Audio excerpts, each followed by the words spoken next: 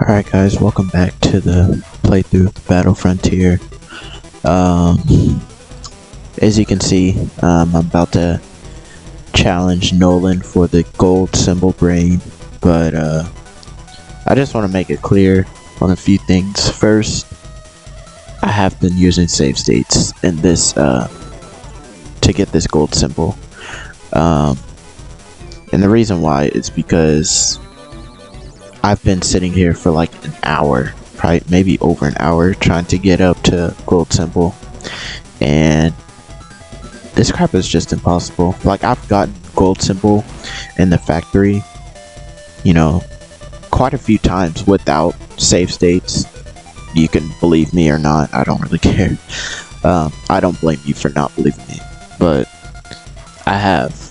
But like, as of now, it's just I've gotten hit by so much crap. It's like I have to use save states, and the rest of the Battle Frontier is not going to be any easier. And so what I'm thinking is the way I'm going to do this series is different, because it takes way too much time to try and get the gold symbol. So what I'm going to do is, instead of doing like a whole long like playthrough of it, I mean, I'll still play through and try and get the gold symbols, but the episodes I upload are just gonna be of me getting the silver as well as the gold symbols, and I'm gonna show off a bunch of different teams to use to fight the Frontier Brains. That's what I want to do. For each like symbol or whatever, I want to try and use a different team, a different squad of 3 Pokemon, and you know, train them up. And I just want to show y'all what I have, but to do it without save states, it's too difficult. Like, you have to be insane. And like, even with save states, like, I was just using save states too. And even with save states, I had to retry a billion times. And so I'm like, there's no way I'm going to be able to do all of this without save states, without mentally going insane. So anyways, here's the team I have. I have a Latias, a Dragonite, and Blastoise round 6. But yeah, like, I had to restart round 6 over and over and over and over, because I just kept getting hit by so much crap. And so it's just ridiculous, honestly. It's like, you see why, like, when people play competitive, why there's so many different things banned, like all the evasion moves and stuff, as well as double team is evasion, you know, just all the stuff that is banned. Like Gen 3 here, you see why, you understand why. It's because this is it's just so cheap, and you know, it really feels like the game is against you. Well, I mean, it is against you, but like, you feel like the game is cheating, you know, while you play. Like, every single time, and I mean every single time, of course I hit through here, so I can't prove it to you, but every single time I get paralyzed, I can't hit through it. Like, every time I go to sleep, it'll take me like the maximum amount of turns to wake up. Every time, see, there's a critical. I kept getting hit by criticals that would ruin the whole entire battle. Every time let's say, I mean, just everything, you name it, anything that could go wrong would go wrong. And this has been going on the past few days. Like, the past few days, I haven't even been able to record, because I've been trying to get to the gold symbol, and I just couldn't, you know. I did everything I could, but it's just so difficult. So anyways, this is his last Pokemon, and I can't even celebrate if I win this. If I win it, this Meganium might be a troll. Okay, thank you. Let's go Flamethrower. But like, I'm just drained. Like, I'm mentally drained. It's crazy. But this is how tough the Battle Frontier is. But that'll get us our gold symbol win for the Battle Factory. The Battle Factory definitely, like, it's luck, really. Like, you can play as good as you can, but I don't know why they called this the knowledge symbol. I mean, it does require knowledge, but a lot of it really is luck. Like, you have to get the right Pokemon, you have to go right against the right trainers. It's just ridiculous. Oh my god. So I just wanted to talk about that. So the next several videos that I upload, I'm just going to show off the different teams that I'm going to be using. And you're going to see me upload just gold symbol, silver symbol fights. And I'm not going to sit here and show you the whole process of getting there, because it's just going to take too long. I'll talk about how long it took me, but yeah, I just want to let y'all know that, because this was just ridiculous. Like, I can't even put into words how long I've been here.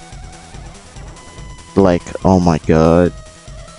All the criticals, the putting me to sleep, Confuse Ray and not being able to hit through, and I'm telling y'all, it's just been crazy. So I'm done with the freaking factory. So what we're gonna move on to next, I want to show y'all what the next one is, at least kind of, you know, introduce y'all to it. So next one, oh okay, it's up here. I was thinking it was okay. So this is the Battle Dome. I like the Battle Dome. It's not as hard as most of the others. But what the Battle Dome is, it's like a tournament. So, how it works is you play against, I think it's like four trainers in the tournament, and obviously you try to win against those four. After you win, I believe it's 3 tournaments. Yeah, after you win a total of 3 tournaments. Like on that 3rd tournament, you're gonna face against Dome Ace Tucker, who's the silver and gold brain leader. The cool thing about the Battle Dome is that you get to, you get to like see the other trainer's Pokemon team before you fight them. So with your team, you can choose like who you want to send out. But whenever you fight against them, it's only, you choose 2 out of 3 of your Pokemon for the battles. So, the Battle Dome, definitely, it is easier to get a gold symbol. It's not easy, but it is easier. So I do look forward to doing this. And so, this is what we'll do. I'm gonna, the different types of teams I'll be using, I'm gonna use like monotype teams, which is basically teams that share the same type. I'm gonna use teams with like different themes, like I don't know, starters, like starter Pokemon, or like Pokemon of the same species, or you know, just something like that. I'll try and do that for fun, and you know, just to add a little challenge to it. But I also want to show off like some good team ideas for people who are trying to authentically beat the Battle Frontier. I want to be able to show them like, hey, here's a squad idea you can use. This team that has like good coverage, that has good moves. Here's the nature to try and give it. Here's the, you know, things like that. So that's just the update I wanted to make about the Battle Frontier, because man, today was tough. Another thing about the Battle Frontier, I guess while we're here, I kind of want to show you guys around. So, let's see. Oh yeah, here we go. So if you go to this house right here, inside this house are 2 move tutors. These 2 elderly ladies. So this lady, she teaches, and I want to show y'all like, hold on, I want to show y'all how many battle points I got from losing so much. 206. Like, before today I had like 30 something. I got 206. So that puts into perspective how, like, look at my time in playing. Like, it's ridiculous. So anyways, here's the moves she teaches. Whoops.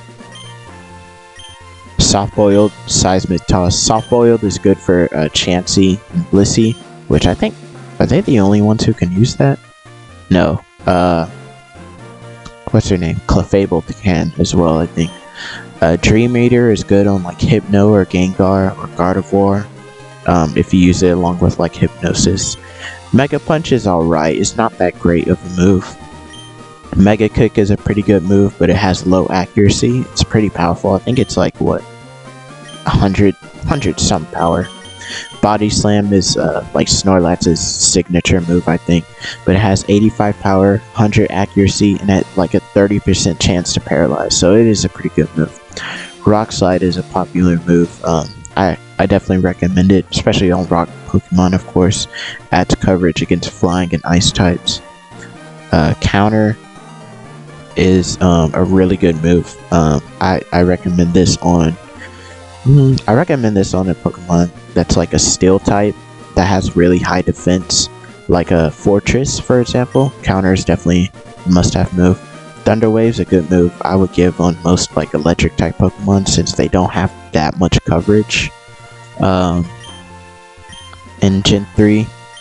And then Sword Stance, obviously, to increase your attack. A lot of Pokemon can learn Sword Stance, so I would recommend that. And this lady here, she teaches more of like the special moves. I think, you know what, now that I think about it, I think, does this lady teach all like special attacking moves and the other lady physical? Pretty much, except for Swift. So anyways, and Mudslide. So Defense Curl, don't waste your money on Defense Curl. Like, it's not really a good move. Snore is alright. It's a like 40 attack, 40 base attack move that you can only use while sleeping. I wouldn't waste a whole move slot on it, honestly. Mud Slap is only 20 power, but it lowers accuracy. It's not that good unless you plan on having like a really cool moveset with it. But I wouldn't really recommend Mud Slap. Swift, it's a move that doesn't miss, like never misses. It's 40 power, but again, I wouldn't really recommend. Icy Wind has really low power. I think it's only like, what? It's low power, but it lowers speed, and if you're playing doubles, it hits both opponents. Icy Wind is a pretty good move, actually. I use it quite a bit, at least in the Battle Factory. People use it often in doubles Pokemon battles, so if you want to try Icy Wind, I highly recommend that. Endure is a great move to use along with Reversal or Flail. Those two moves, I talked about what Reversal does. Flail pretty much does the same thing, except it's normal type.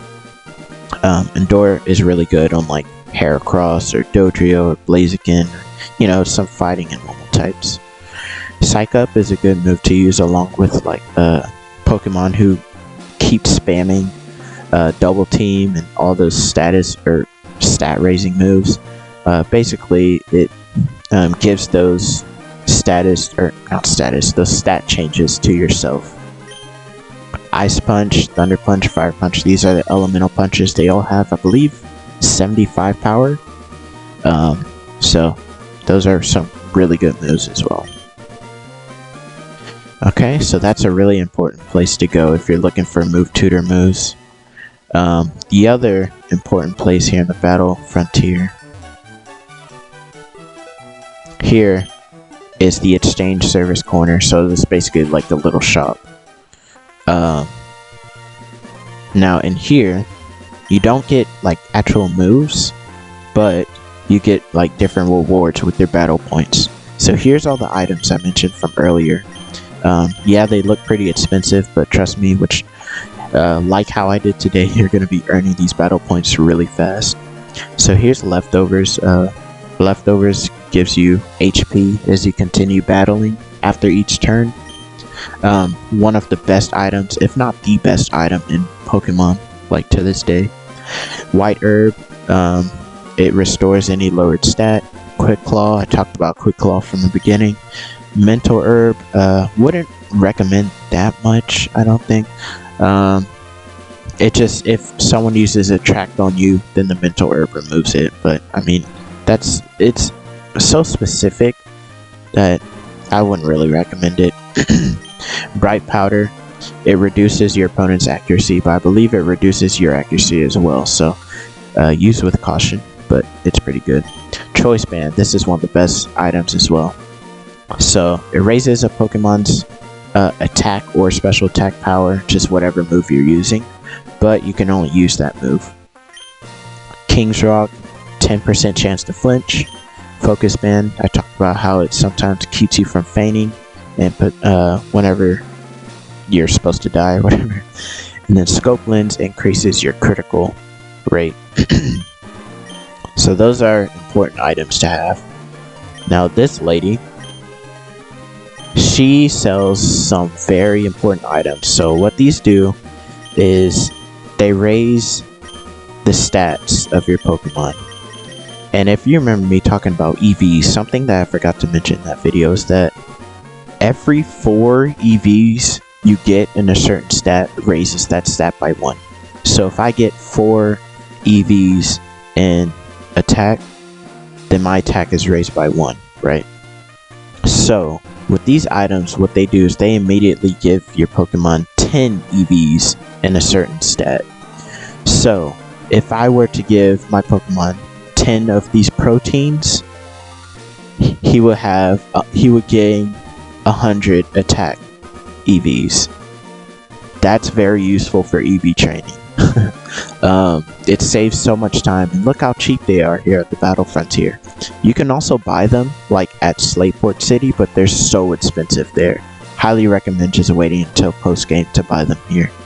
Now the only thing about these vitamins, and there's one as you can see for each stat, the only thing about these vitamins is that the max is 100. So once you get like 100 EVs from these vitamins, they won't have any effect after that. So you can't get your Pokemon to 250 plus EVs in a stat just by using vitamins. The max is 100. But highly recommend using these. I use them all the time for EV training my Pokemon. This lady here, remember when we talked about the secret power thing? Like in the secret base or whatever. I still have to show that off to y'all, but these are just dolls that you can place inside of them. Oh my god, look how expensive these are. I never really noticed that. But yeah, as you can see, do not waste your money on these. You can, I guess, if you want to, you can, but I mean, they are so expensive. Like, I mean, they don't really do anything. It's just decoration. I don't know why they cost so much. But I like the little sprites though. So it's cool. And this lady here, she sells more just extra decoration stuff for your little room. These are a lot cheaper, so if you want to get those, that makes more sense. Another thing, there's a museum here. Museum, let's see. Where is it at?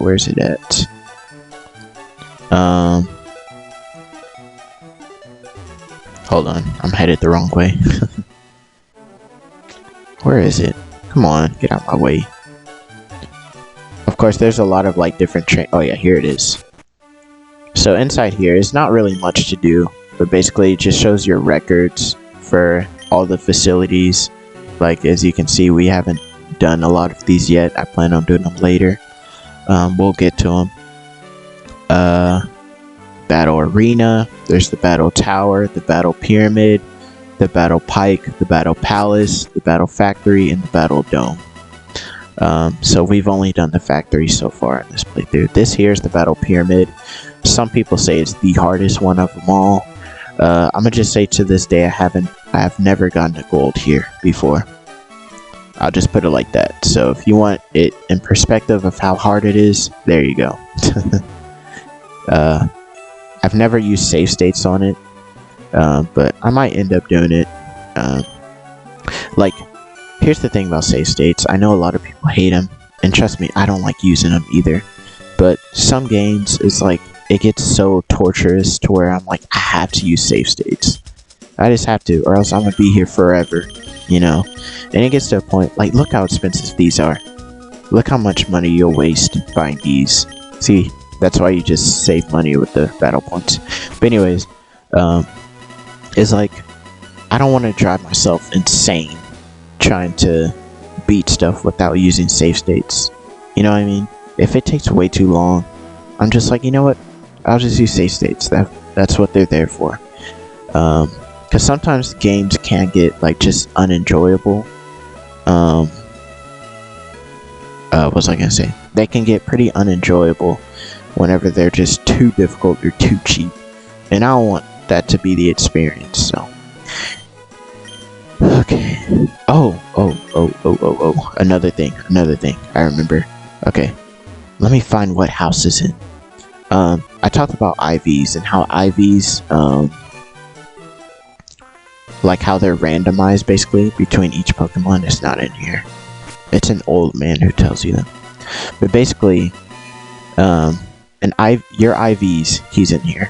Your IVs are between 0 and 31 for each stat. Whenever your Pokemon is pretty much born. And it doesn't change. So, in order to know your IV, people use different like little programs to sync with their Pokemon data, or like online calculators, which will tell you your Pokemon's IVs. Because usually there's no way to know exactly what it is, but basically 31's the highest it can be. If your Pokemon's attack is 31 and you have another of that same Pokemon which attack is 0, and they have like the same natures and everything, the Pokemon with 31 attack IVs will have exactly 31 higher points in its attack stat than the other Pokemon. So IVs aren't as important as natures and EVs, but some people like to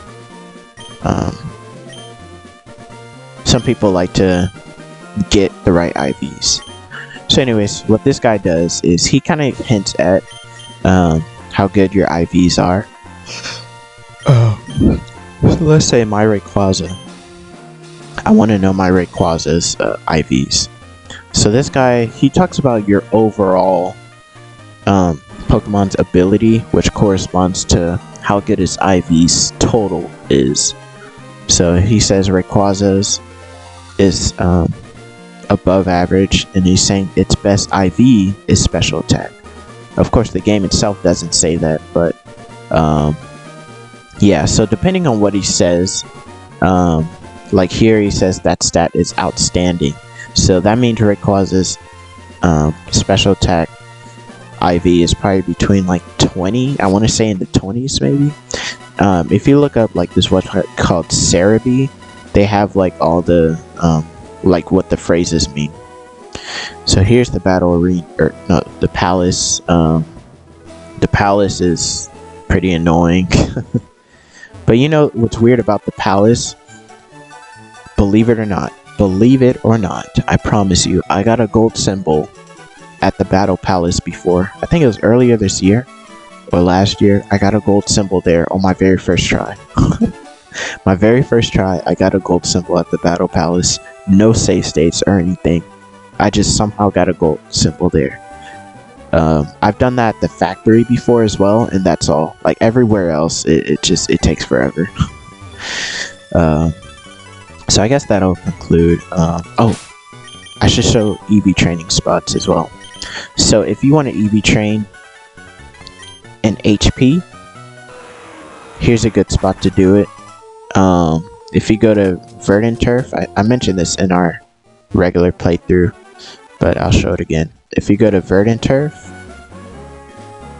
over here, and in this cave, if I can bike correctly, and in this cave, like I mentioned, it's just full of Whismers. It's only Whismers that are going to show up, so you get easy HP EVs. The other way is to fight those TV trainers who like show up in those same spots constantly. So yeah, if you want attack EVs, oh wait, not here. Hold on. My favorite spot for attack IVs are gonna be if you go to Fortree City and head right over here. Over here you can find Absols, Poochienis and Mightyinus. Poochienis give 1 attack EV, Mightyinus give 2, and Absols give 2. So, of course, we're finding a lot of Oddish. Oddish give like special attack or special defense or something. But yeah, here's Absol. Hold on. Okay, never mind. I thought it was a shiny for a second. If you want special defense, ooh, let's see. Where would special defense be again? Honestly, can't remember. Hold on, let me look it up real quick and I'll show you. Okay, I remember now. So if you want special defense EVs, the best place to go is here in Fall Arbor. There I go, pronouncing horribly again. You're gonna go down here to Route 114. Now on Route 114, you're gonna find Sevipers, which they give like attack, I think, or something else. But Swablues, they give 1 in special defense. Lombres give 2 in special defense. Yeah, so you get a bunch of them. I think you can also get Lotads here, which give 1 in special defense, so that's a great spot. If you want defense EVs, there's a really good spot. If you head up here, I don't know if dang it, I don't have my Acrobike with me, so I'm gonna have to head all the way. Hold on guys, let me head. But basically, if you remember where we did here we go. What you're gonna do is head down here on the Jagged Pass and then go in here, and in this magma hideout, it's full of defense EV Pokemon. Like, it's 100% chance. So Gravelares give 2 in defense, Geodudes give 1, Torkoals give 2. So that's all that's pretty much in here. So you're guaranteed to get defense EVs in here. Okay. Now, if you want speed, I think the best... oh yeah, I remember. So the best spot for speed EVs is going to be here in Route, I think there's 124? 118. I don't know where 124 came from. But basically, Lanoons, Manectrics, Electrikes, and Wingull are here, which all give speed EVs. Lanoons give 2, Wingulls give 1, Zigzagoons give 1, Electrikes give 1. Usually, like, the first evolution of a Pokemon, if it evolves, then the first evolution of a Pokemon gives 1, and then the following one gives 2 of that same one. So yeah, that's where you get speed, and I think that covers it, right? Did I cover special? I did not cover special attack. Hold on. Special attack, you're going to go to Fall Arbor, and here in Route 113, there's a lot of Spindas here. Spinda, they give out 1. Sometimes you'll find Skarmories and Slugmas. Slugmas give like 1 in defense, I think. But it's mainly Spindas here, so if you want special attack, this is a great place. There's some other spots you can look around and see in Hoenn to find, but these are the spots I personally like to do the most when I'm EV training. So anyways, there goes the update. This video was a lot longer than I thought it would be. I thought it would be like 5 minutes, but it's nearly been 30 minutes now. So yeah, I just want to point out those things, and hopefully y'all understand, because man, like, Battle Frontier, it's something, but it's gonna be fun. So we got the gold symbol, and whenever you do get a gold symbol, if you look here in the Pokénav, not the Pokénav, I'm dumb. If you hit on your name, see right here, Battle Factory knowledge symbol, and the way your front, like the trainer card and stuff looks like, once you beat the game and get to the Battle Frontier, you can see the Battle Frontier map with all the different facilities, like that. Get that bird's eye view. So cool. And then you can see your battle record if you recorded a match. If you click that, you'll see the recorded match, your battle points, and like I said, your symbols earned. So anyways, that'll do it for this video. Thank you guys for watching, and we will move on to the Battle Dome. I think I have a team in mind that I'm going to use, so I'm going to show them off in the next episode, and it's going to be really cool. So thanks for watching again, and I'll see you guys later.